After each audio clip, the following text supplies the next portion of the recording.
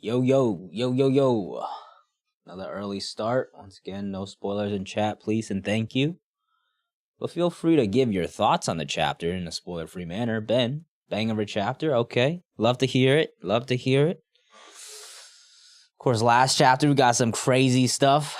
Blackbeard versus Law. I think Law's going to be in the bin because he has a merchandise of a crew, but we will see whether or not he lives. The Heart Pirates actually do something for once. Oda on some X game shit. My guy, what's good? What's good? Dwayne, what's good? Bumbarito, what's good?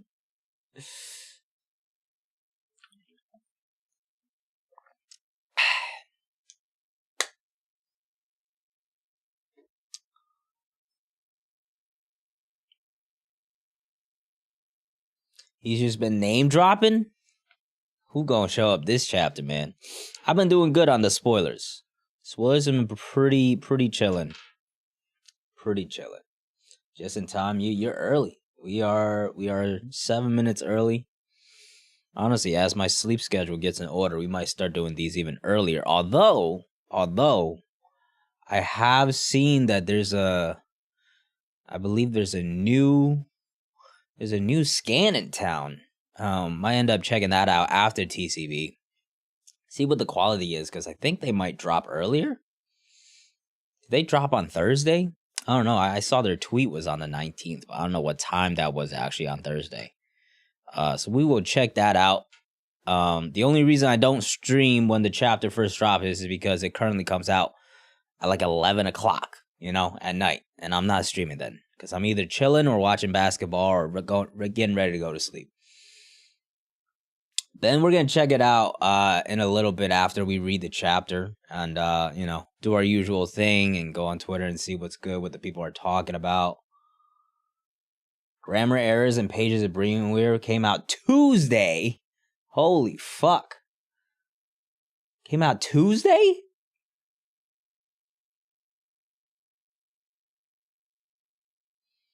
What will be your reaction if Kata Curry joined the Straw Hats? I mean, it'd be cool. It would certainly be cool. But I don't think it's going to happen. I'll be excited for it. I think on one hand, it would be an exciting thing because I love Kata Curry as a character. On the other hand, I don't think it narratively makes that much sense to his story because all he cares about is his family, right? But maybe we'll discuss it for a video. As you guys have seen, there hasn't been too much content dropping on the recent week. I'll talk a little bit more about this later. But right now, I just feel like it's been happening for a while that I've been kind of just making the same thing. And like, it's just like I got into this repetitive zone where I was just doing what works and, kind of just making the same ideas. I definitely wasn't feeling the same passion for not only the project, but also the series. And as a result, rightfully so, my channel has definitely gotten to a bit of a wall recently. And now I'm at a point where I'm just like, I can either just keep doing the same thing and, keep putting out the same old content to get by and, get through it. Or I can actually take some time to really reevaluate the content I'm making.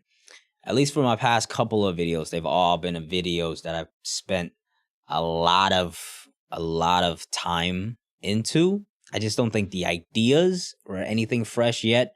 So now I'm trying to focus more on the idea section to make sure that expands out to something new, something more fun, something I can really enjoy doing more. So I'm just going to be spending more time on making content, making sure they're the best ideas and a video that I'm completely happy with before putting it out, which means there's probably going to be as I adjust to that, some space between videos as I'm figuring that out. I still want to figure out what I want to do with reactions and chapter reviews.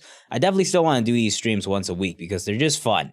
Talking to you guys, interacting with you guys, talking about everything from basketball to One Piece to just life and food and everything. So these streams will definitely still happen. I'm going to keep reacting to the chapters. As opposed to where they're going to go, I think what I'm going to end up doing is like if it's like a monumental thing, I will edit down the chapter reaction and then upload it on the main. Because it seems like when it's edited down and actually shown context, people are actually enjoying it and watching it longer. But as a consistent thing, it's not like, it's pretty much just like every chapter is not going to be a banger essentially. So it's kind of like, you know, reactions are already a secondary content to my channel.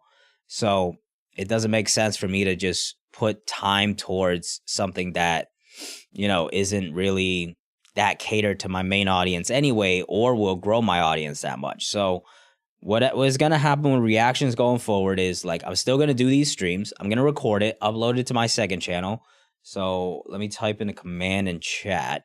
The second channel is literally going to be the channel where I just dump any extra content there. Like, it's not going to be a consistent thing. It's just a place where I dump any extra content from reactions to, you know, random stuff that I want to talk about and stuff like that. But yeah, that will happen probably for most chapters, unless we get something like Gear 5 or some shit like that, right? Then I'll edit it down, upload it, because then it's something a lot of people will actually be talking about and interested in. As far as chapter reviews go, that's going to be on the same type of concept, but a lot more frequent, because chapter reviews are actually catered to my channel. It's been around since the beginning of time, and edited down videos, something people really enjoy from me as far as the discussion. Except how I think I'm gonna do it is, number one, they're gonna be coming out a little later, so you're not gonna see them on like Fridays. You'll probably see them on Saturdays or earliest, possibly even Sundays, because once again, I want to make sure they're actually up to par in quality, and I'm not just getting out this like just edited video of me talking for like, you know, edited out talking for like 10, 12 minutes, right? I want to make sure I actually put some effort into it, put some thought into it, and it's not just me reading the chapter and like going through my thoughts like I usually do, which I'm sure a lot of people enjoy. But once again, it's not just like unique quality like content that people are really gonna like connect with and enjoy to a higher level, and it's like and it just doesn't expand the audience at all. So chapter reviews going to be higher quality, drop a little later, and they're going to be really topic based. I think my last chapter review is a good example where I focused a lot more on the Blackbeard pirates at least for the first section, and then went on to talk about some of the other things. I don't know if I'm going to change topics right there, because that last video did really well in terms of like finding more of an audience, but the retention kind of drops after I change topics and talk about the rest chapter. So I have to try to find that balance.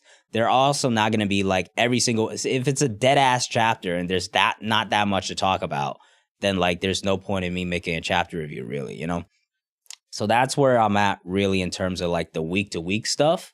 My goal for content is still to aim for 2 main discussion videos every week outside of chapter reactions and chapter reviews, which I really see as things I could get done a lot quicker and stuff. But yeah, that's where I'm still aiming for with that. And then to kind of supplement the content, as you can see on the channel, I'm starting to do some shorts and shit like that to kind of incorporate just some additional content as there's some gaps here. And shorts are easy, so I'm just gonna have fun with them. You know, they're not gonna be like, some of them are just gonna be reactions, some of them just gonna be quick little info videos, some of them like shit we talk about on stream all the time. It's just a lot of little fun topics that you could do with shorts that's gonna be kind of exciting. So I'm gonna be posting more shorts for sure, while I'm focusing more time on just making better long form content in general. With that being said, looks like Billy Bob, good to see you. No spoilers, like the stream. Yes, sir. Tell him Chin was good, bro. Good to see you as well. No spoilers now. 9 o'clock. We have hit the time. Now that I've gotten through the spiel, let's get into this chapter.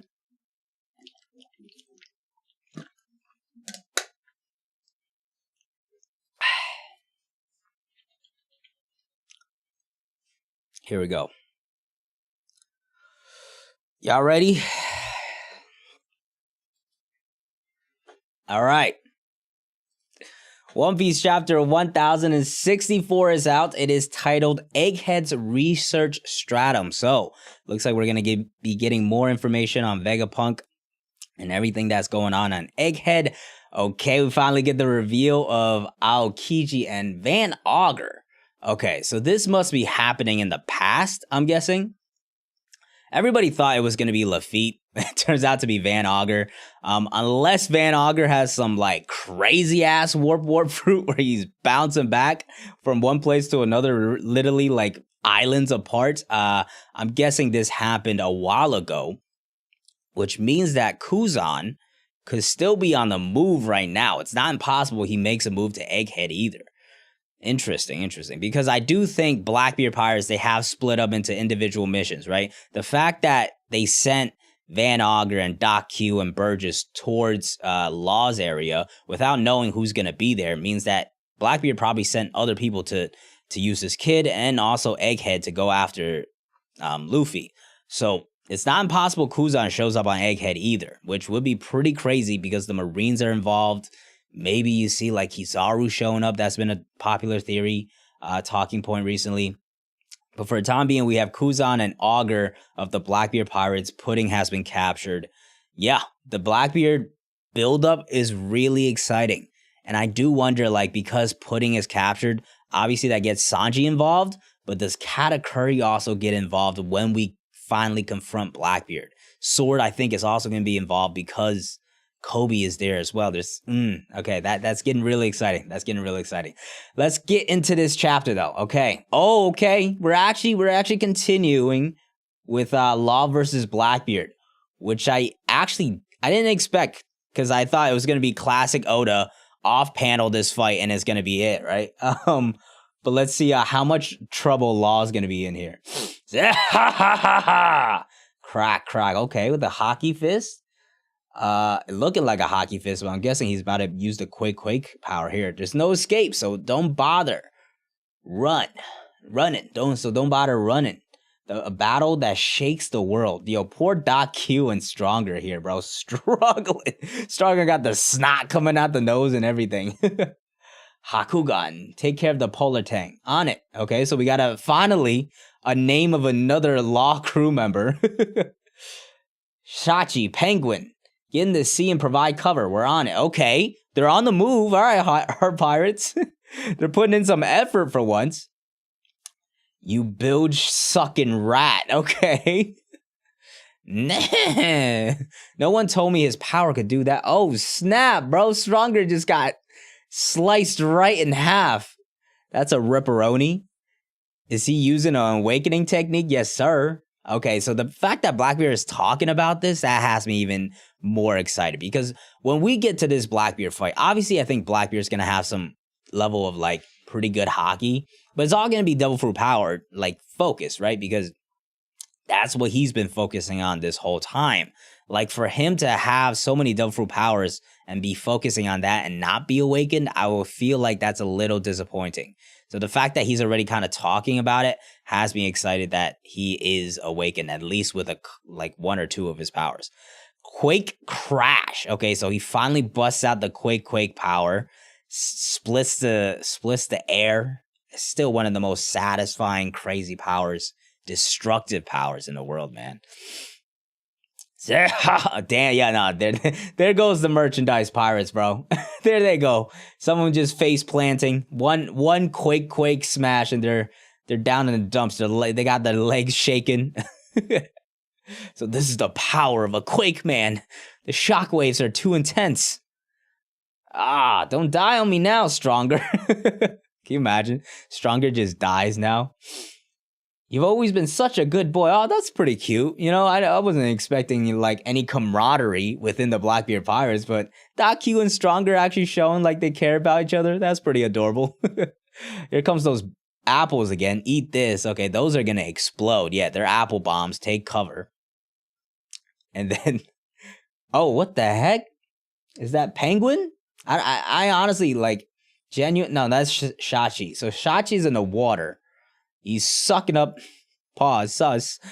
He's sucking up the water and he's shooting out a laser beam like he's some sort of fishman. Okay, this is the first time we're actually seeing them like take some moves. Okay, so he shoots out the water, blows up the apples. Doc Q is shocked that Law's crew is even doing anything. He's like, what? They got powers? Like they can actually attack people? I thought they're just there to simp for Law and be sold as merchandise. It's a big mistake to Okay, they're talking shit now. Okay. Yo, he's literally talking to me right now after how much I shit on the Heart Pirates last chapter. It's a big mistake to underestimate us when we grew up in the harsh, cold waters of the North Blue. Okay, I don't know how much, I think it'd be more impressive if you grew up in the Grand Line, but I guess that's, you could talk shit about that. You ain't got a chance against us in a sea battle. Okay. Interesting. So they're all just swimming, and all we got to do is sink your ship. Jean Bart. Okay, here we go. All right, Jean Bart, now's your time. Okay, because my God, like I said it last chapter, he's been the worst free agent pickup of all time. Law gets him as a Bodhi and makes it a big deal, and he doesn't do anything ever since. He just turns into a cheerleader, just like the rest of the crew. Beppo is yelling at him for some instructions now. He's pointing out Van Auger, the sniper, at 3 o'clock. What is John Bart actually going to do here? Protect the captain. Yeah, okay. So he steps in and takes a bullet for him. Kroom, okay, so Law's busting out the awakening powers. And he tanks the hit, it looks like. He's some sort of bodyguard. That's it, I guess. He's just there to be a bodyguard for Law. Hey, at least he's doing something. Here comes a shock will that devastated Big Mom. What the hell is this? Oh no, Blackbeard's gonna feel this one. He's gonna feel this one. Blah, yeah, he's gonna feel this one. So yeah, Law putting in the work, cough. And then there's Van Auger just looking at him. This is what happens when you charge in half-cocked warp. Okay, so it warps him right back. Yeah, Blackbeard is such a, anomaly, dude. Like, the guy is so destructive and powerful, but he's like Luffy in a sense in that way, right? Where he's just completely reckless and just goes in, half willingly. Like, the vibes Van Auger is giving off here is, kind of like how the Straw Hats would react to Luffy just charging in and then, getting decked and getting stuck under some shit, right? Like in Arlong Park, where he just goes in, does this crazy move where he plants his feet in the concrete and then he's stuck there for the next 10 chapters, right? So Blackbeard and Luffy having that similarity, I kind of dig. Shall we return to the ship, Commodore? Pop. Cough. Don't be an idiot. We finish what we start. Say, ha ha ha ha. Okay, Blackbeard's here, baby. Do all your officers have devil fruit powers? Yeah, tell us, because I want to know. I think so. Right, I would imagine all of them do at this point, but he was still after Boa Hancock's fruit, so who knows? Must be a pretty raw deal hauling around so many anchors. Oh, okay. He's talking shit. All right, I wouldn't flex about your crew that much just because they could swim, all right? Like, they call them devil fruits for a reason. That weakness is well worth the trade-off. I like the conflicting, ideologies here. Especially when we see Shanks' crew interact with Blackbeard's crew, like two completely opposite crews, where one is completely focused on devil fruits and the other one does not have any. Wow, okay, a big, looks like Law's crew's actually putting in some work, trying to sink the ship. They're attacking from below. The bastards are trying to sink us. Wow, we're getting a lot of this. I was not expecting to get this much action from Law and Blackbeard, but I'm here for it. For once, we're actually not getting the legendary fight off-paneled here. Who knew they were so strong underwater? So, okay, interesting here. I like the nice little, specialization of Law's crew, where, underwater, they can specialize. They can hold their breath they're like fishmen, essentially, in a way. We might be taking a pounding now, but there'll be history soon. The Commodore is the strongest around. Are these like the rest of the new Blackbeard pirates? As in not the Titanic captains? Why are they dressed like prisoners? They look like they're prisoners. Oh, who's there? Is that Kobe there? I'm guessing they're talking to Kobe there. Oh, snap. Pudding's on this ship. What's she doing on this ship? What the heck? I guess that makes sense. Van Auger was with... Yeah, okay, so Van Auger was with Kuzan, so it's so weird that this is happening at the same time because we're just jumping back and forth from the past to the present. But yeah, Pudding's actually on this ship. That means Kuzan went to do something else, okay? So Kuzan either went to Kid or he's going to Egghead to meet Luffy. That would be interesting. That would be interesting. Mama's gonna make you eat those words if she's still alive. Oh man, if Big Mom is dead, that is gonna be down bad, man. Yeah, you realize we're fighting her killer now, right? New eras only happen when the old legends are torn down. I don't think this is confirmation that Big Mom is dead or anything. But man, if Big Mom's actually dead, bro, Katakuri must be struggling right now, bro. Just got his sister kidnapped. They came in and wrecked Whole Cake Island. Big Mom might be dead. Like, Katakuri is like has to put the team on his back right now. Okay, we get the Law and Blackbeard clash here. Law using Awakening. Blackbeard just busting out another Quake smash, essentially. Oh, wait a minute. Black Vortex. Okay. Here comes the Yami Yami in effect. And we cut. Please, don't, I'm glad we got more of this fight, but, like, don't cut away when we're just getting to the climax. I don't know if that's better or worse than just completely off-screening the entire thing. We're cutting to the Marines and Akainu now, though. Blackbeard and Trafalgar Law have made contact on Winter Island. How fitting, like, because they literally said winner takes all, like a couple of weeks ago, and this place is literally called Winter Island in New World. But yeah, that does confirm it's not Beehive, which I thought initially, but after like reading it again, it made sense that it wasn't Beehive because the surroundings didn't look like it. But so we're forced to wait again. Being Fleet Admiral is so damn frustrating. What do you mean you're forced to wait? I don't know if anybody's forcing you, bro. He's like pulling like a hold me back type of vibe when nobody's holding him back. Like, go do something if you want to take action, bro. Like, who's on the, who is that? Is that supposed to be Akainu's Dendemushi? I'm trying to figure that out. Like, he doesn't have that little mustache thing. Like, who's that supposed to be? Meanwhile, Egghead. Okay, now we're going back to Egghead. Find out more about Vegapunk. The Island of the Future. Wow, the Pacifista stopped as soon as we changed. Wow, okay, so they literally had to change out of their outfits. Oh, what the heck? Oh, snap. Oh, yo, here comes the fun shenanigans, bro. So Jinbei gets turned into a young kid. That's adorable. Chopper and Luffy getting down bad, though. I want to see, like, Prime. Turn Luffy, like, 40. Right? Turn Luffy and Sanji and Zoro like 40. Get them in their primes, bro. That will be elite. That's good, but did you have to make me this old? That's what I'm saying, bro. I get how you feel, but it only looks like your dad. If we can't take any of them out, we'll be in trouble. A glimpse at the possible future. So Luffy at 70 is gonna be down bad, bro. Like, that's like not like, think about Whitebeard at 72. My guy was still like putting in work, bro. Like, Luffy at 70 looking like this? Come on, Luffy, you gotta be better than that.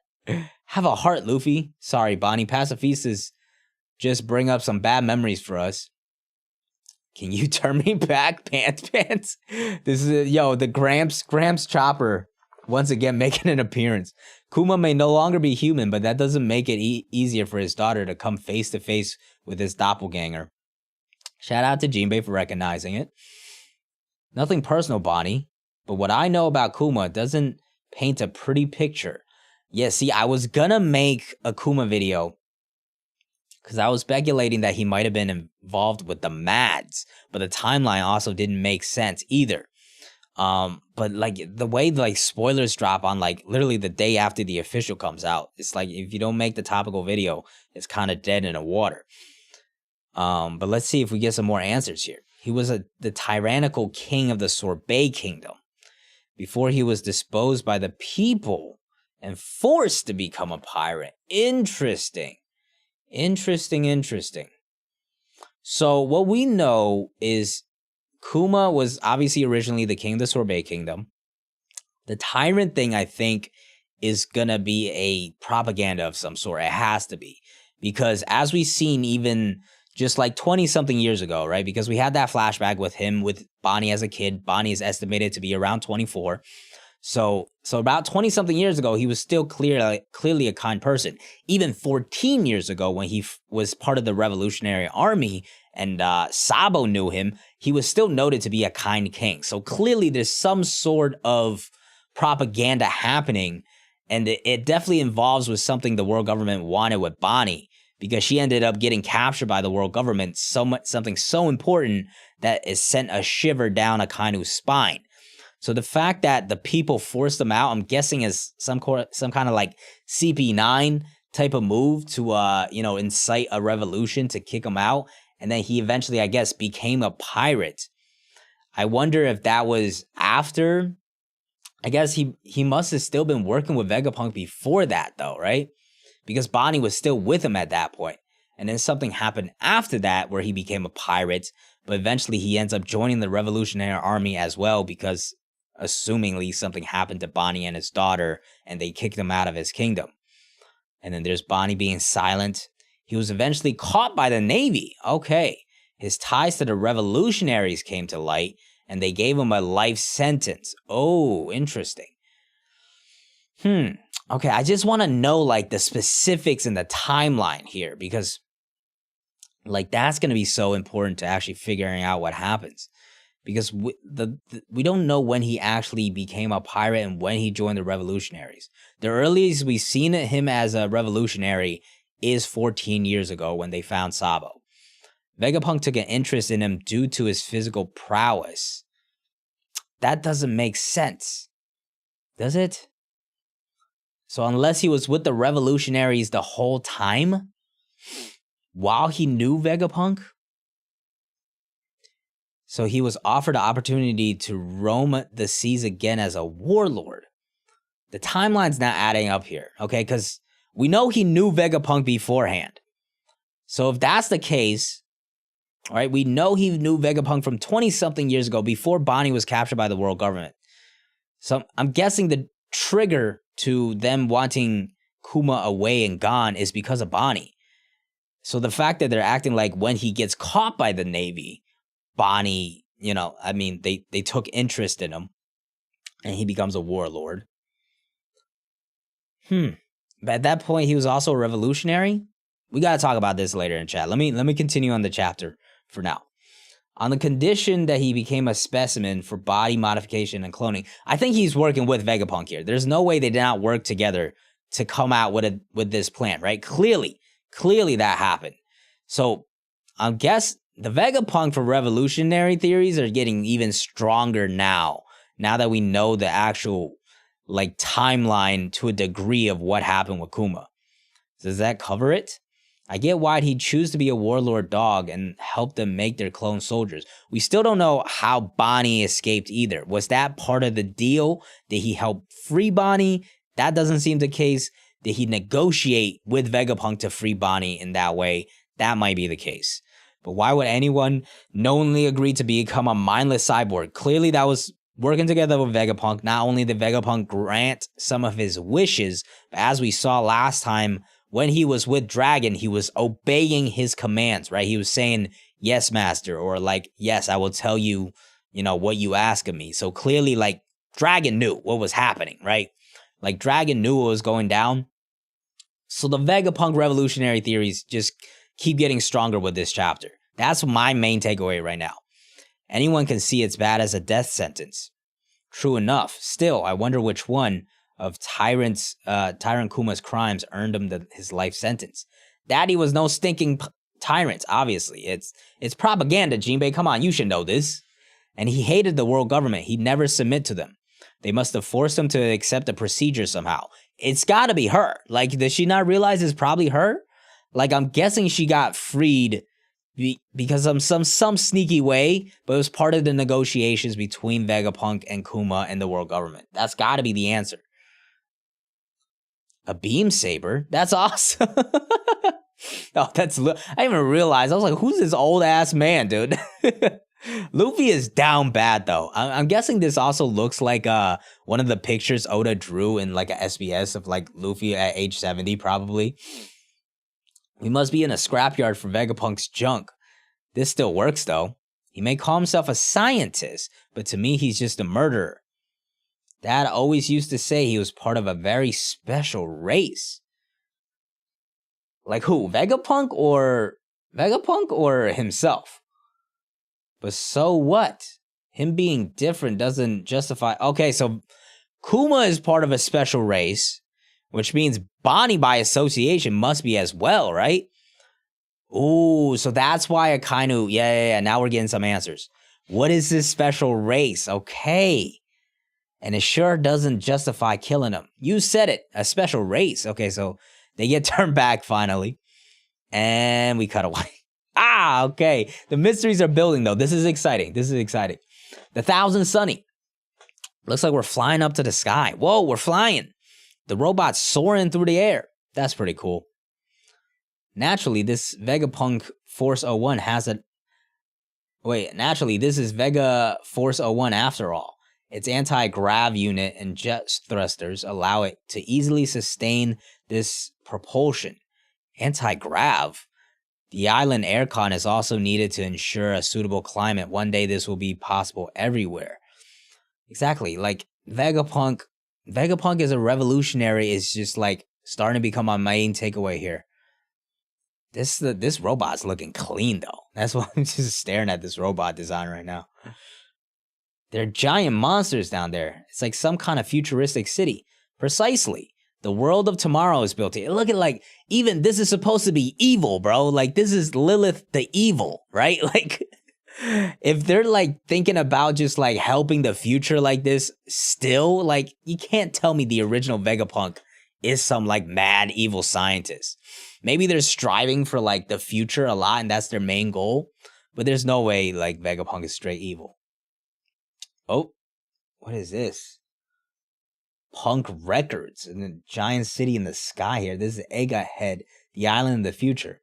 Oh, okay, I'm guessing it's in the huge cloud in the sky there. The research stratum is right above the clouds. Okay, so right above the clouds is where Vegapunk is like researching stuff. You see some like robotic palm trees and like island atmosphere. And the fabrication stratum is just below. Our manufacturers and research assistants reside there. I hear the captain is down there causing a hullabaloo. Okay, so that's the build of Egghead Island. So up top with the egg up there is Punk Records, where they actually do the research, and then down below is the manufacturing and like all the, you know, robotic people doing work and shit like that. And that's where Luffy and the rest of the gang is. Aren't you two coming, Zoro, Brook? Nah, I'll watch it. Bro, Zoro, you literally had so much teasing of like, yo, we got something we want to ask you, and now you're just staying behind? Brook just says ditto. Well, this is just Oda classically splitting up the crew to give them different roles as the arc continues. That woman can't be trusted. Whoa, it's just like the solid clouds from Sky Island. Okay, are we getting some Skypiea lore again? And the Sky Islands, this is what I want to see, bro. It's my first time. What the heck is this? That's right, Frankie was in there. Forgot all about that. As you surmise, seeing we can control the island's atmosphere and all, we can naturally make use of pyroblow to coagulate and alter the density of water vapor, thus recreating the islands of the sea clouds you usually find in Sky Islands. Okay, so they know a lot about Sky Islands, which means they must have shared this information with the world government, right? Because one thing I've always wondered is, like, why has the world government not interfered with the Sky Islands at all? Like, you would assume they would try to bring their jurisdiction up there as well. Maybe the science just hasn't advanced enough for them to do anything like that.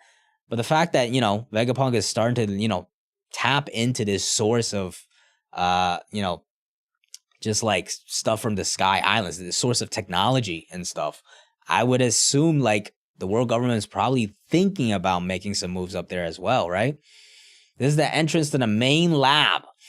Vegapunk. Okay, Vegapunk really likes naming stuff after himself, bro, all right? Maybe there is a little bit of arrogance there for sure, all right? You got Punk is just plastered everywhere.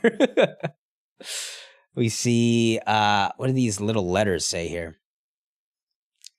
It says Impeg, Inepigeji, I don't even know. A fun, I think I says. Some little details there, but this is the main lab. Wow, it's so flashy. do make sure to change into some appropriate attire before. Okay, Oda, give us the goods. I'm here for these new island outfits, bro. Give us the drip. You can get a costume from the changing transformation room right here. When you try on a pair of Dom shoes, don't forget to use the lever. They can adjust to fit, no matter your shoe size. Okay, nice little lore there. I like it. Looks heavy. Okay, new fit. Ooh, yo, Robin's fit, bro. She's just unzipping it like that. Oh, yo, Oda going crazy, bro. Nami looking fire as well. Frankie looking cool. They hook Sanji up with a, looks like a Hawaiian hoodie, bro. Like, well, this is awesome. Yeah, hell yeah, bro. Look at these fits. It's an SSG on the jacket, just like one of the jackets we saw with Luffy in the gang. Frankie's looking badass. Usopp low-key looking fire, bro. Usopp, that jacket Usopp's got on, that fits him well. It's so light and cute. These just scream aloha, don't they? And then right here. But wow, Nami-san and Robin-chan look amazing. What cutting edge fashion. You look real tough in that, Robin. Really? Now, yeah. Tough is not the first way I would describe it, but hell of a fit for sure. How about me? You look freaky in anything. Yeah, yo, why you guys doing Frankie dirty like that? He loves it though. You're gonna make me blush. The problem with being a genius. Oh, okay, who's this? Looks like it's the logic robot here, right? Is that you can see your own future coming too. What are you talking about, Vegapunk? Okay, so this is like the actual Vegapunk talking. I think I'll be dead soon. Oh, okay. Don't kid about something like that. I just wanted you to know about this, Dragon. Yeah, bro, I was literally talking about it the entire chapter because it just makes sense. We have a break next week. Unfortunate. But yeah, like it just like this, as you thought more about the timeline and how it added up, it just made perfect sense that Vegapunk was definitely working with the revolutionaries. How are these two connected? I don't know. I'm not going to go out fully and say like he's definitely a revolutionary, but like very clearly, very clearly, they were negotiating deals, likely to free Bonnie so Kuma, sacrificed himself, but also so Dragon could have some inside information there as well.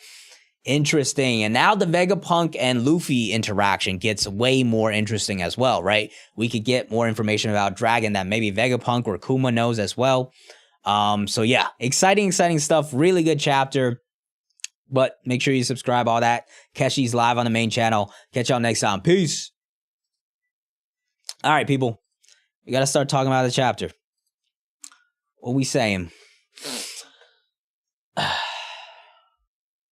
Check the color pages. I will do that now.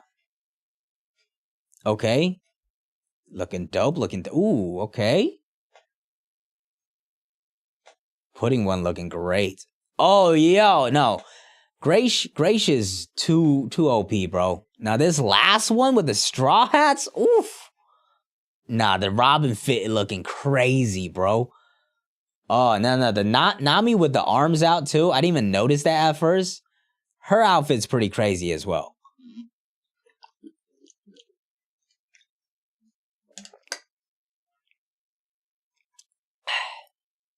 Yeah.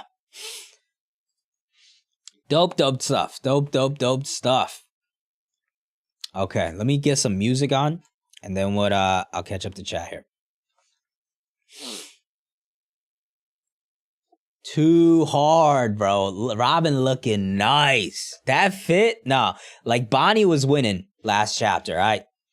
Even over female law for me, all right? But the Robin and Nami fits this chapter. I think it's just like, this is what happens, man. They always end up taking top two.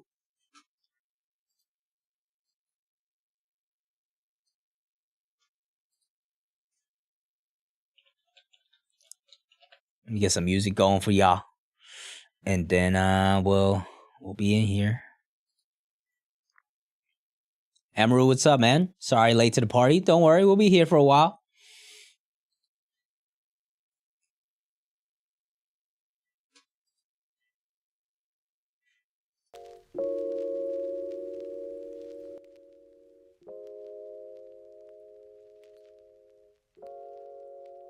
All right, here we go. Music bopping. Nigel, what's good, bro? It's been a minute, man. We gotta catch up sometime, man. I haven't seen you in a minute. Hope everything's doing well for you, bro.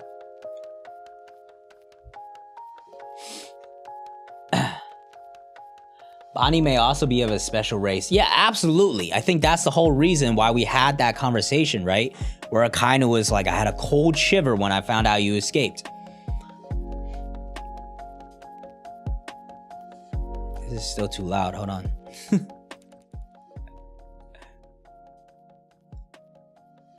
There we go. Greetings from Philippines. Much love, much love. Got the best job ever. Time to enjoy life. Happy for you, bro. So happy to hear that. Kuma just like King Riku, King Cobra, and Crocodile and Dofi made him look bad. Yeah, except this time it's the world government, right? So this is what I was saying. Timeline-wise, let me break down the timeline real quick. Timeline-wise, we know originally Kuma was the king of the Sorbet Kingdom. He has a daughter named Bonnie. Bonnie's estimated to be about 20-something years old. He knows Vegapunk about 20-something years ago already. All right, and back then he's looking like a kind king. So clearly the tyrant stuff is a complete, propaganda of some sort. And back then Bonnie was fine. At some point from then on, Bonnie gets captured by the world government. Kuma becomes, now we know, a pirate, right? Kuma then becomes labeled as a tyrant, gets kicked out of his own kingdom, is forced to become a pirate, right? And then from that point on, he either had connection with the Revolutionary Army, but I think more likely he joins the Revolutionary Army after what happens, right? Because they just kicked him out of his kingdom. They probably captured Bonnie because of this special race, right? But this is where he ends up probably joining the Revolutionary Army, working with Dragon. So I'm guessing there's two options here. Either Vegapunk was always with the Revolutionary Army, like since early on. But the timeline, this is what I was talking about. Now I'm thinking it differently, because timeline-wise, this is why. The thing is, like, if Bonnie's age is actually 24 years old or around there, right? At least around there.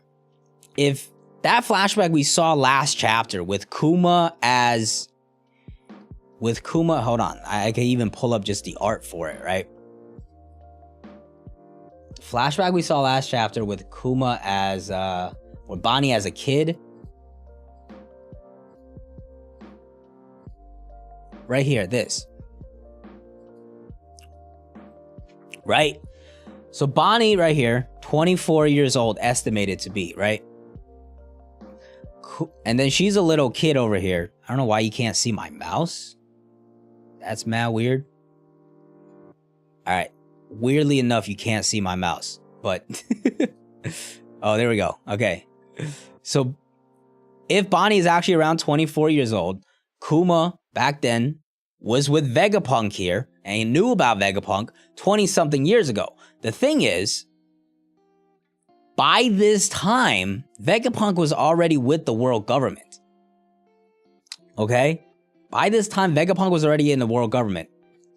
I know all this information because I was literally about to do a Kuma video, right? Hold on. Because we could do... Because the key factor is Kaido, actually. Because we know Kaido was and King were experimented in Punk Hazard by Vegapunk.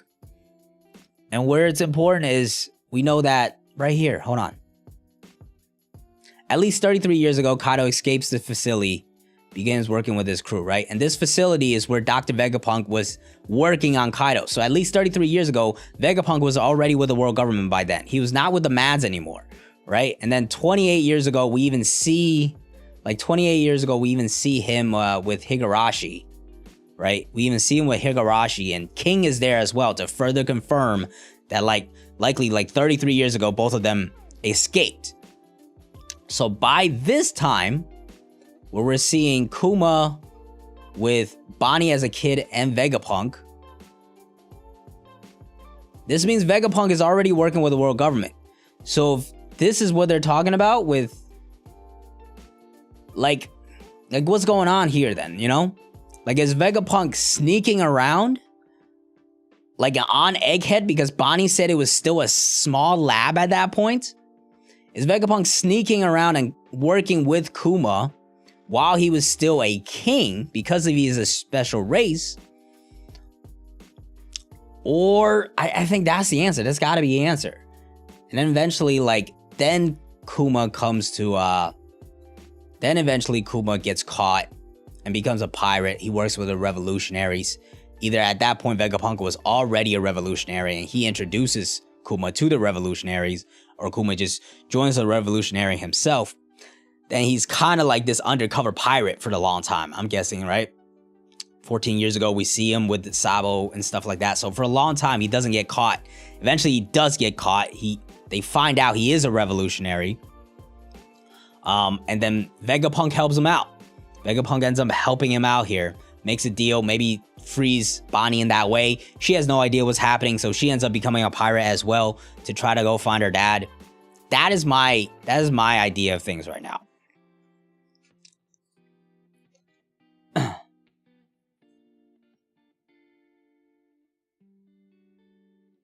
Can't get over the Daft Punk helmet? Fire. Fire. The fits in this arc are fire.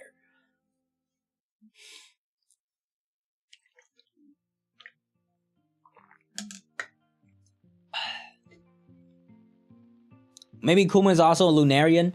Also possible.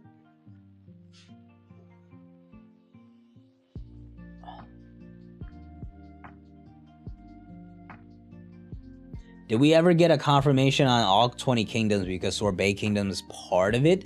No, but the 20 kingdoms would be in Marijois. Sorbet Kingdom's in the West Blue. So that don't make no sense. And all we know is Alabasta is the only one that went against them. Punk Records could be similar to Akashic Records.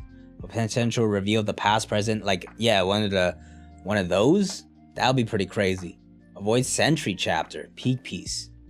You're right. Maybe Kuma was strong before having a devil fruit before his special race traits. Lakers suck as always. I love it. God, Lotus, I'm here. And I watched both Lakers games so far. They've been beautiful. Beautiful. They can't shoot for shit. All right, Westbrook trying his best, but still just not a good fit and not that good.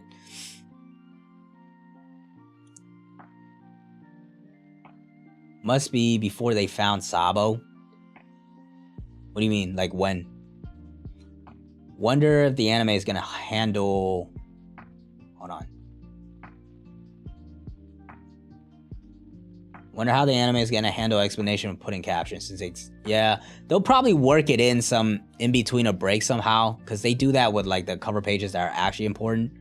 Like the Straw Hat serialization, they made like 5, 6, 7 episodes on that. Why Kuma look like Kronk from Emperor's New Groove? Pull the lever! Dragons involved. Will we see Rev's and Luffy's origins? I don't think we get the full story here. Rick and also, by the way, 1 year as a member. Appreciate you, bro. Thank you so much. But I think we will get some hints. Like, some teases needs to be said here for sure. Law and the Heart Pyre show up and showed out. Kuma is half mink. Kuma's mom got frisky with Beppo's dad. What the fuck is going on, bro? I'm not reading the rest of that. I'm thinking Kuzan's tie-in will be to interact with Robin. And oh yeah, Kuzan coming to Egghead. I really like that. That might be the main premise. But I also want to talk so much about this Kuma stuff as well. The chapter was clear on that. He got overthrown by his people for being an actual tyrant. Then he got caught by the Navy. Vegapunk became interested. And Kuma became a warlord. I mean, they were clear on what his events. But Vegapunk knew Kuma 20-something years ago while he was working with the world government. And at that point, it doesn't seem like he was a warlord yet. Can you say a spoiler 10? No. I don't even know if those are out yet. Westbrook 0 of 11. Yeah, that was rough, bro. That was a rough outing. He just can't make shots anymore. Like, he still gets into the rim. He just can't make shots anymore. It's like crazy that he can't even make layups anymore. And he just keeps bricking threes. The big chin or big torso tribe. The swole tribe.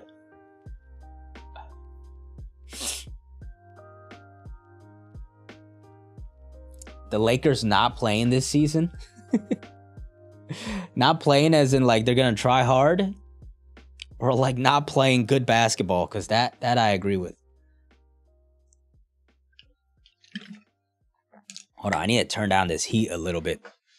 It was cold earlier, now it's getting hot.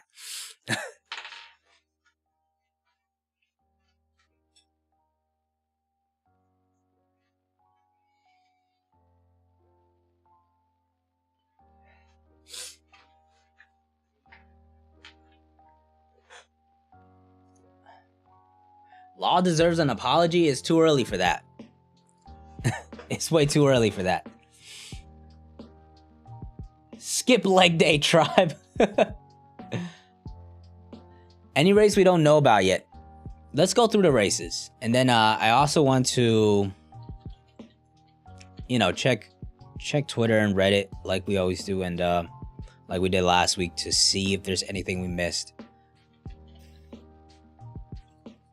Also, I could finally unmute 1064 and shit.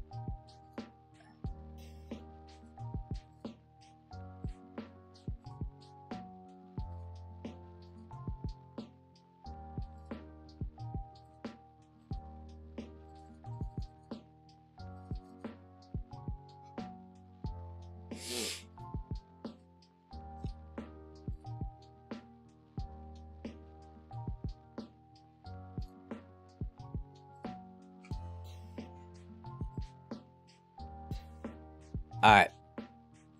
Got humans, tribes, Torino people. I mean, these are all humans, right? And then there are like tribes within humans. Skypeans, Shandians, Bergens, Mink tribe, long arm, long leg, three-eyed dwarves, snake neck, Lunarians. There is still that. Oh, who mentioned that earlier? That's what you were talking about, right? The third race that Big Mom doesn't have, but there's also still Kaido's race, right? That we need. Yeah, one of the three races Big Mom doesn't have. Mustafa. That is one. Yeah. Yeah. See, Rick, and that's why I also think it's like Giants, Lunarians are two of them. It's the third one. Oni is a thing. That's the problem. We didn't get any information on that with Kaido's backstory. So it's just like, I don't know what to fill that out as. And like, I doubt Kuma's an Oni. Like, my guy doesn't have horns. So like...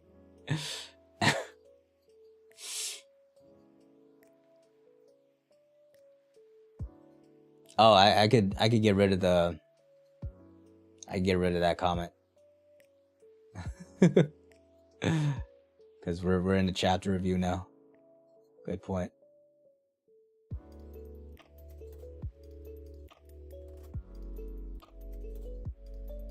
Okay, it looks like I made a mistake. I retracted the message and I can't unpin it. So we're just gonna have that up there for now. But actually, I could pin a new message, which will be this: like the stream by Tina. She's awakened.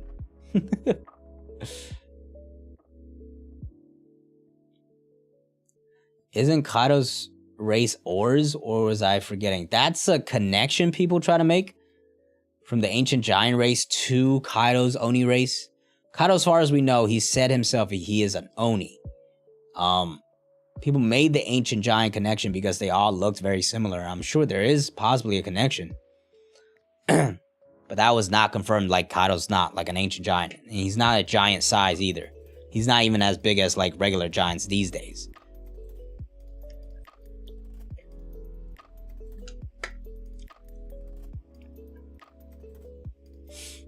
Let me pop the chat out. left, and then we will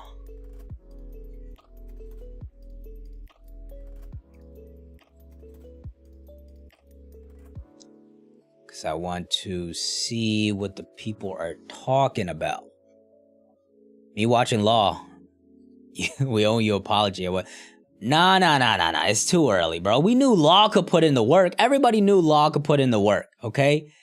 It's these guys, okay? These guys we need to see, like Beppo didn't do anything yet, all right? Let's not give him any credit yet.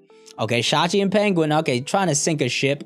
Some props to them. Okay, Jean Bart did his job as a, you know, just a body double, I guess. Took a shot.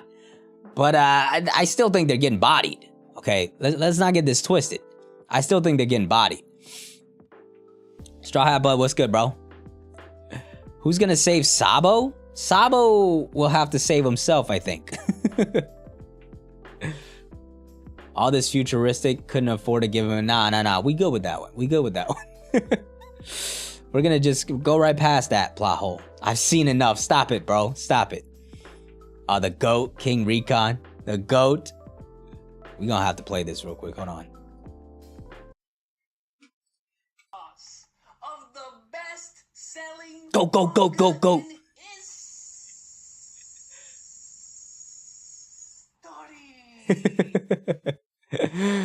King Recon's the GOAT, man. Oh, the dumb bro. This is just come on, man. Wasn't responsible for Chocolate Town. Where y'all at? Nah, that was a crazy take. Come on, man. This is Aokiji, bro. Oda has done it again. People gassing it up. I want to see if we're missing anything, bro. Give me some. Interesting. What race do you think Kuma is? Let's see this thread. Horny ones.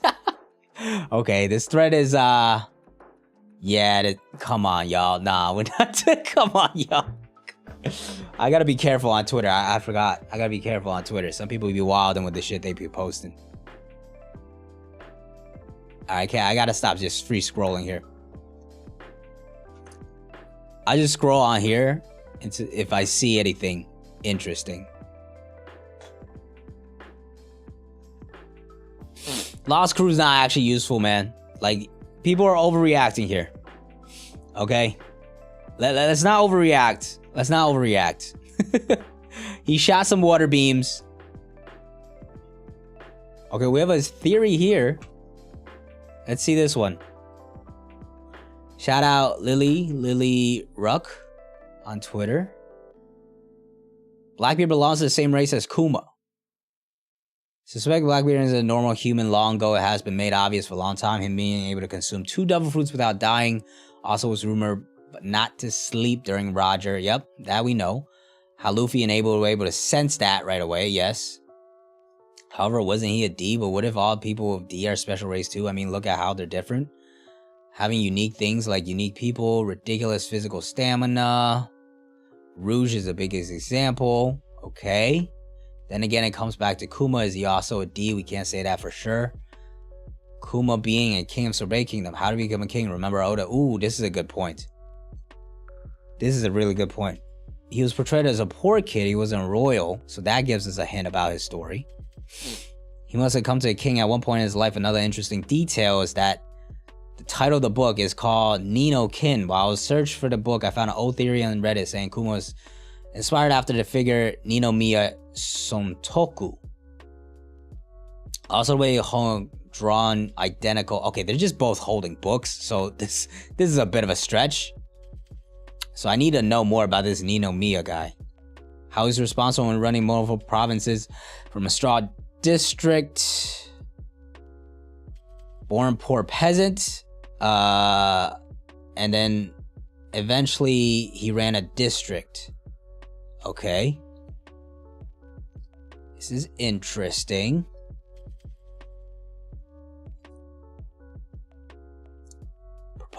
So he was very about the education life.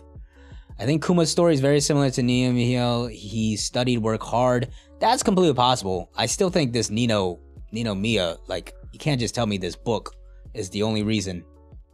Even though, like, that, I mean, like, that, I'm gonna need a little more than that, you know? I'm very skeptical to an extent when it comes to these theories. I also assume he was too kind-hearted for people, took care of the poor people. That's the thing world government despises the most. I don't know about that. I don't think they care that much. Bonnie could be an adopted daughter because her childhood picture was portrayed as a poor child. By that point, Kuma's a grown-ass man, no? I think she's just eating. I think she's just a hooligan, honestly. She got a lot of food. So it could be Kuma took her under his care, or else Howard King's biological daughter. Supposed to be a princess, poor when she was young. I think you're making a big stretch here. It's like looking at this and saying that they're poor. I don't know. She's just a little beat up. Like she's might be just a hooligan. I assume Kuma was ordered to do something that might have harmed his citizens and refused to do so. Long relationship with Dragon. Falsely ruined like the people of Hara. Plus Vegapunk. Everything makes sense now. Another thread. Wait, what the fuck does this have to be with Blackbeard being the same race as Kuma? What? That was the whole thread start? No, it says Blackbeard belongs to a special race as Kuma. Isn't it should tell us anything about Blackbeard? What? What's going what? Man. Come on, y'all. Come on, y'all. Listen, shout out to Lily for the interesting point outs, but like, if you're gonna put Blackbeard belongs to the same race as Kuma as the header, and not expand on that at all, like, what we doing? I'm not a skeptic, I just need more solid, concrete info, you know? I feel like too many of the theories are like this, where you say, hey, Blackbeard belongs to the same race as Kuma, and then you talk about how Kuma's inspired by this peasant statue of a Japanese historic figure. And then you gave me nothing about, you know? And the Will of D all being one special race, I don't buy that one either. There hasn't really been any hints of that. They're just strong-willed people, you know?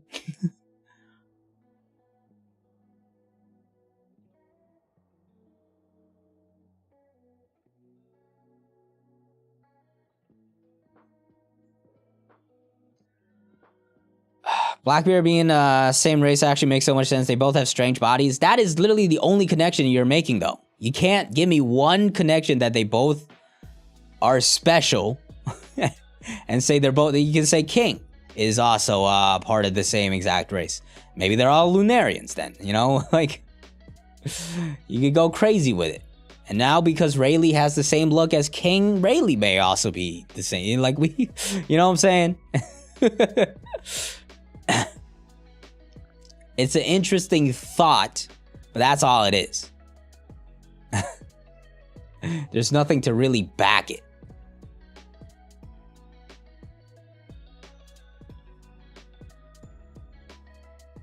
Yeah, most of these on Twitter is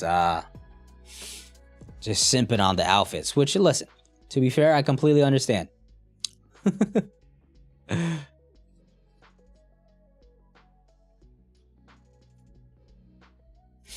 I mean, the D's being one race makes sense if you believe in theories that all D's descended from Joy Boy's family. But that means Ace would be a product of incest to a degree, right? Because they're all coming from the same family.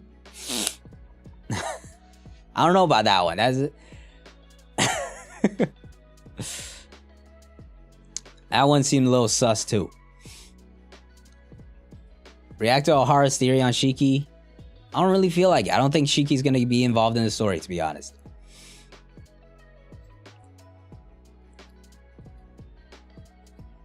We're now here just watching every theory. I just want to know shit about the chapter, if anything is interesting. We gotta punch this in a little bit.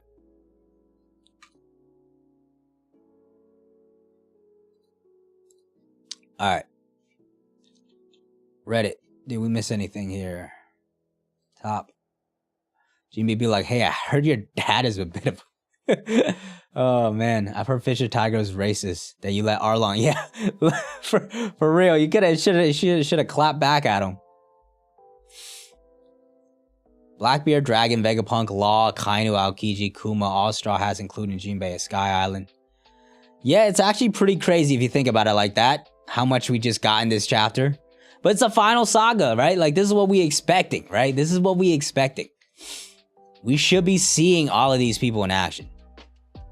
Yeah, that's what I'm saying. When you put it like that, it's surreal. No. All right, well, I'm not issuing any apology to the Heart Pirates, okay? You spit out a water jet trying to take down a raft, okay? They're still getting bodied, all right? Let's not go crazy here. All right, let's not... We don't need to swing back the other way. Yeah, Law is still fucked. Exactly. Law is still fucked. Okay, and we knew Law was gonna put in the work. Nobody bagged on Law. If anything, last week was all about simping for Law.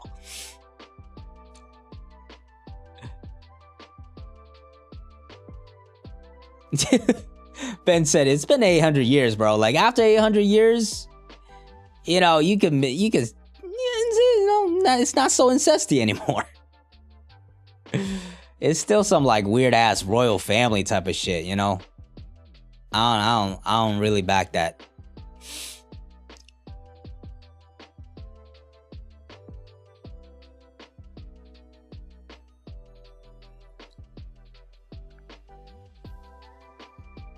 Chopper really said we got pacifista PTSD. Lost crew not being deadweight. I mean, not being a deadweight is, yeah, they could actually take some action. So I'll give them a shout out for not being scared and just standing on the sidelines the whole time. Blackbeard gets his ass kicked. Yeah, no, he also does this.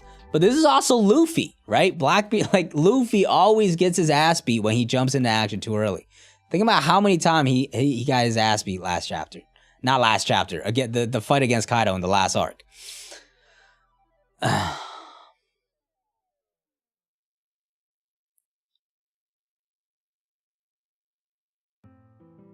So happy that Oda did not off-screen this fight. He did, though. He still kind of... I'm still not willing to buy that we're gonna see the rest of this fight, because I don't think we will. I think we're jumping away, and then we're gonna find out later Law got bodied.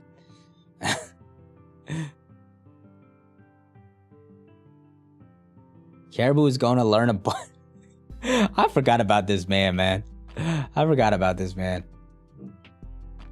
Glad Blackbeard is not running from a fight and acknowledging himself. Strong. Aokiji did kidnap Pudding. I mean, of course he did. He works for him. Like, people saying, like, he's not trying to do those type of moves. Like, come on, man. He killed Saul. Tired of super special races? They do seem to keep popping up, like, no end at the end, right? This is Law Piece. Hey, Billy Bob, listen. We'll see. We'll see. More useful than Usopp and Nami. You're... Come on, bro. Stop it. Stop it. Billy Bob is one of the only Straw Hat haters that I know, man. Law about to get Bonnie pre-time skip treatment. Bonnie pre-time skip treatment? What? Oh, the Blackbeard treatment is what you mean? Now I wonder what Kid has been doing since Law and Luffy. I think he's fighting with some Blackbeard pirates. But he's got to have a way to work himself into a future arc as well. Just a truth teller. Usopp plays his role. I mean, he saved Luffy's life in Dressrosa. I mean, like, we could go on all day with what Usopp has done throughout the entire story. He was down bad in Wano. That I admit. All right, like, listen.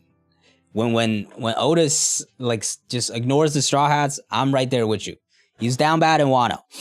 I mean, he put in work against the Kibidongos. Like, the Kibidongos, him firing that off is not that much further from taking down a raft of the Blackbeard pirates, which they didn't even take shooting a fucking jet of water, bro. You're gassing up too much, all right? We need to pull up that fucking picture of somebody trying to gas a bike up.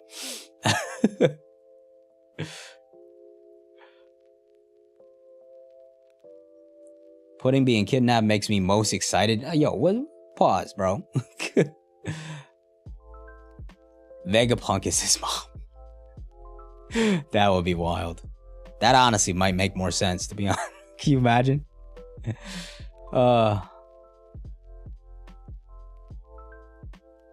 This, yeah, I don't know about this. Like, That's a big jump to make.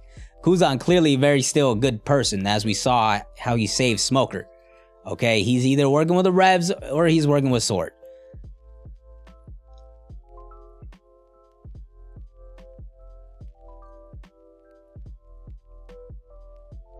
This chapter was 18, yeah, it felt kind of long.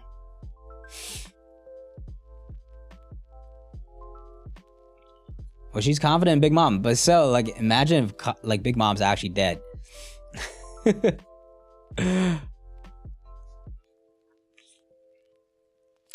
Upload full live streams? Barrow, they're actually unlisted. So if you go to my channel, either you go to... There's a playlist. If you scroll to the bottom of my channel page, there's a playlist of past live streams. So all the live streams are always going to be available there.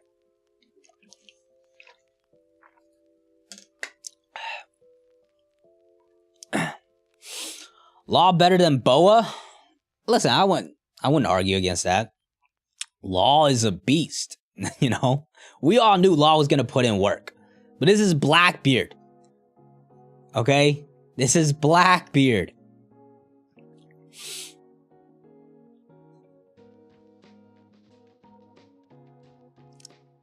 Who's on his Beppo? The theory of Saw being man marked by flames. It was an interesting take. I'm gonna need more to it. Than just like him getting just the idea. I think people just like the idea of him being alive. And like him like learning the language. But like who taught him? Who would have taught him the language of Ohara? You know, and like why does nobody know this besides like Eustace Kid? Is that just a rumor flying around?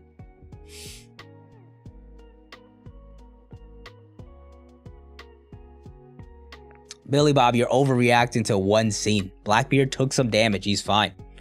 He'll be back up. This is the same shit as like a fucking Apu knocking Luffy out and running off of that and be like, oh shit, yo. Fucking Apu, like Zoro and Luffy down bad for getting cut up and bombed by Apu. And then what happened after? Apu got fucking one-shotted by Zoro.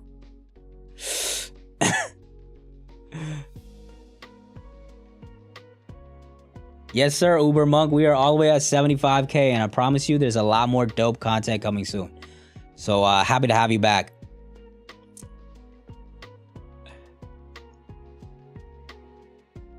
Do you think Caribou actually works for Blackbeard? No.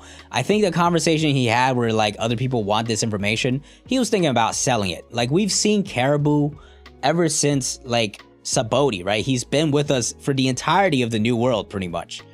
You know? So I don't think he's been secretly working with anybody else. He got to Saboti as a new rookie. I don't think he's been working with Blackbeard this whole time. Bonnie's a child theory really starting to make more sense, but it's estimated she is 24 years old. So I'm not sure about that. Unless, I mean, that would throw the whole timeline in loop. Because now all of a sudden, that means Kuma... Like, in her Viva card, it says she's estimated to be 24. But if it is true that she's actually a child, it would throw the timeline loop where then Kuma all of a sudden didn't have her until a couple, like recently, I would assume, when he became a pirate. That is an element, and you know what? I gotta consider that, for sure. I do gotta consider that aspect of it. Law sturdy for this? I mean, guys, like, I think Blackbeard's gonna beat Law, but like, let's realize Law went up against Big Mom and Kaido and put in work, all right, and ended up defeating Big Mom with Eustace Kid. Okay, so he was always gonna get his hits in. There's no, like, Blackbeard wasn't wiping the floor with him. He was always gonna get his hits in. All right, Law is that guy. We know that. Blackbeard's still winning though. All right, and like. I feel like we gassed it up too much because the slander was too high last chapter, where everybody was like, oh, Law's finished, his crew is useless. And then they put in a little bit of work. Like, I don't think it's out of expectation for the Heart Pirates to at least try, you know? Like, our expectations of the Heart Pirates are so goddamn low. where it's like they do a couple of things where like, oh shit, here come the heart pirates.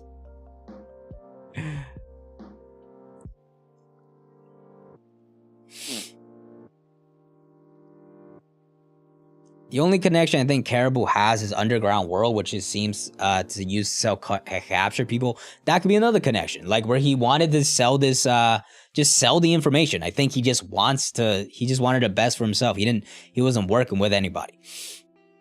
Alternate universe where Apu is the musician on Lost Luffy's crew.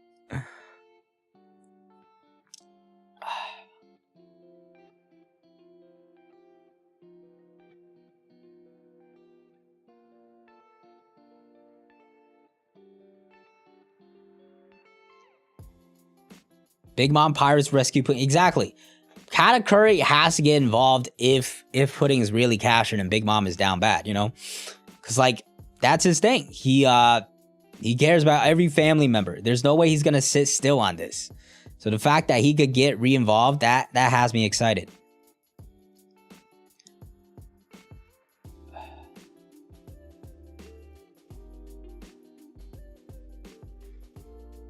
There's 2 Bens in chat. So I have a hard time keeping up. All I know is one of them continues to drop crazy takes.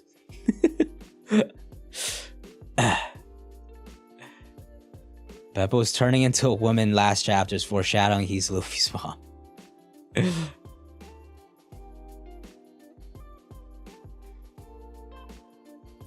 Imagine Luffy Katakuri versus Blackbeard. Yeah. I mean, it's going to go crazy. Sword's going to be involved too. Kobe's captured as well. Do you think Cat will allow Pudding? Like, Cat is not going to stop Pudding from marrying anybody. I don't think. This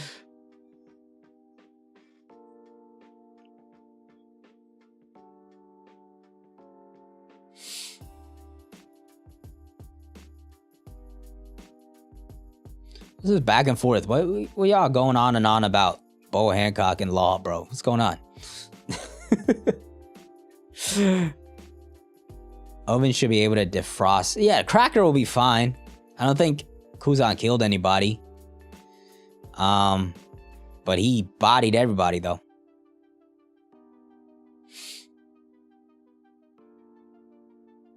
If Akainu, but no, Akainu keeps doing this hold me back vibe, where he's like, I can't move. Oh, it's so frustrating, bro. Just do something. If you get, you know, you were the guy that said we're not acting on Wano, right? Like, he was the guy that keeps saying like, yeah, we're not gonna move. Now all of a sudden he's frustrated, he can't move. I don't know, man. He might be using it as an excuse. You know what I'm saying? Akainu's, I wouldn't say overrated. I'm just bagging on him a little bit because Oda's saving him. I do think he's gonna end up fighting Luffy though in the final war. Luffy and Sanji and Chopper would definitely hunt down Blackbeard to find out about Pudding. Yeah, Sanji for sure. Luffy for sure. Chopper, I guess he would want to.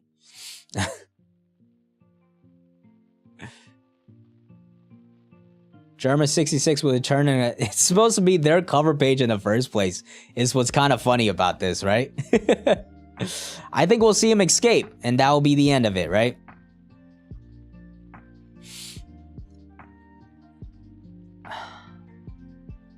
Akainu right now, Akainu's top 10, all right? He's top 10 for sure.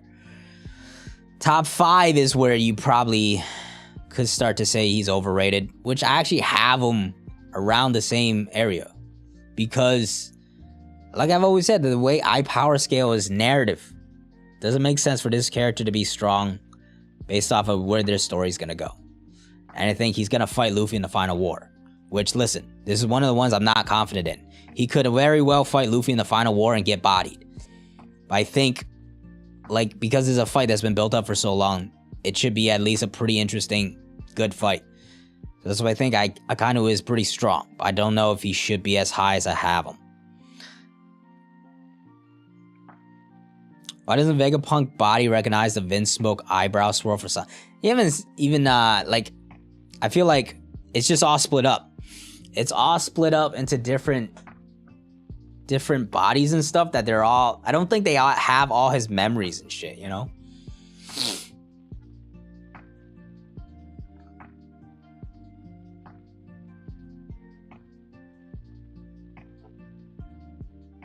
Oh snap! That's a good point.